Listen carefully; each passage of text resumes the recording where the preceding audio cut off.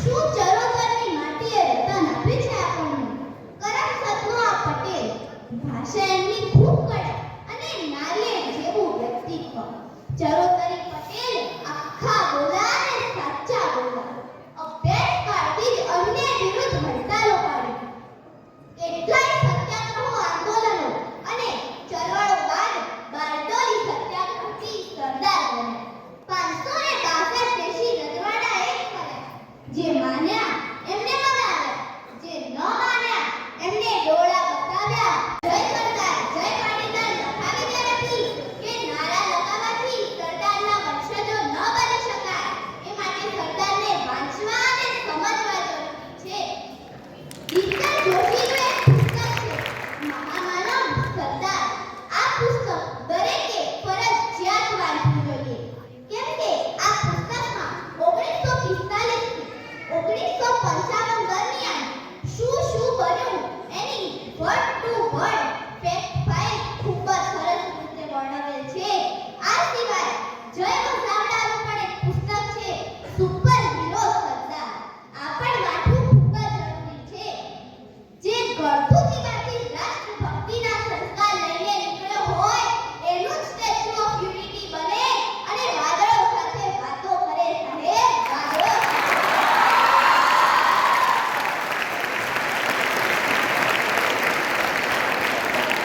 ફૂલ મુરઝાઈ ગયા પછીની એની સંભાળ નકામી.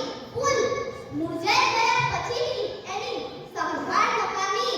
એમ સમય વીતી ગયા પછીની એની કદર નકામી. સમય વીતી ગયા પછીની એની કદર અને આ જ કદરના નિર્મળ ભાવ સાથે સરકારની પ્રજાસત્તાક દિવસે સૌ મળ્યા છીએ ત્યારે સૌપ્રથમ તો સરદાર માટે કહેવાય છે, જવાન કા પક્કા ઓર લંગોટ કા સચ્ચા રાજપૂત. 8 વર્ષનો સહજીવન અને માત્ર 33 વર્ષની ઉંમરે ઘર ભંગ થયેલ આ સરદારને ગાંધીજીએ સલાહ આપી, આપણા સમાજની કોઈ કાર્યકર સાથે જીવનની નવી શરૂઆત કરો. ત્યારે 7 વર્ષની દીકરી મણીબેન અને 4 વર્ષના દીકરા ડાયાભાઈને પાથમાં લઈ સરદાર એટલું જ બોલે છે કે હવે મારી પાસે કોઈ વ્યક્તિને આપવા પ્રેમ જ નથી. હવે તો આ પ્રેમ મારા દેશને સમર્પિત છે. આણંદના ચાલુકોટમાં પત્ની ઝવેરબાઈના મૃત્યુનો તાર આવે અને તાર ખિસ્સામાં મૂકી દઈ જોરદાર દલીલો સાથે અસીલને જીત અપાવી ને ત્યારબાદ ઢગલો થઈ બેસી ગયેલા સરદારને સાથી વકીલોએ પૂછ્યું, આ સમાચાર જાણ્યા પછી પણ તમે આવી જોરદાર રજૂઆત કરી? ત્યારે સરદાર એટલું જ બોલ્યા કે મારી પત્નીનું મૃત્યુ એ મારું નસીબ છે, પણ મારી સામે મારું કર્તવ્ય છે. કર્તવ્યને કેમ ચૂકાય? એમાં મારા અસીલનો શું દોષ? આવા હતા આપણા લોખંડી પુરુષ સરદાર. રાજનીતિની દુનિયાનો સાધુ પુરુષ એટલે સરદાર વલ્લભભાઈ પટેલ.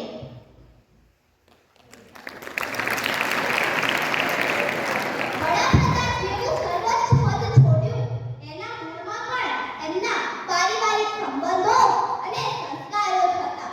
જ્યારે બંને ભાઈઓ વિઠ્ઠલભાઈ અને વલ્લભભાઈ વડાપ્રધાન બેરિસ્ટર બનવા ઇંગ્લેન્ડ અરજી કરી અને પરમેલ્યું V.Z. પટેલ એટલે કે વિઠ્ઠલભાઈ ઝવેરભાઈ પટેલના નામનું હતું અને નાના ભાઈ વલ્લભભાઈના હાથમાં હતા. વલ્લભભાઈ ખુશીથી બોલી ઉઠ્યા, મોટા ભાઈ, મારી સ્કોલરશિપ ત્યાં મંજૂર થઈ છે. ત્યારે વિઠ્ઠલભાઈએ પ્રેમથી આગળ ભણવા લંડન મોકલ્યા. લંડનથી બેરિસ્ટર બની ભારત પાછા આવ્યા અને વકીલાત શરૂ કરી. મોટા ભાઈનો ત્યાગ કેવો હોય ને એનું આ જીવંત ઉદાહરણ છે. વડાપ્રધાન પદ માટે 12માંથી 11 કમિટી ઈચ્છતી હોય કે સરદારના જમાના મોભી હોય ને માત્ર ગાંધીજીના કહેવાથી વડાપ્રધાન પદ ગીવ અપ કર્યું. ત્યારે કોઈ કાર્યકરે સરદારને પૂછ્યું અને સરદાર બોલ્યા, મારા મોટા ભાઈ મારા માટે સ્કોલરશિપ છોડી શકે તો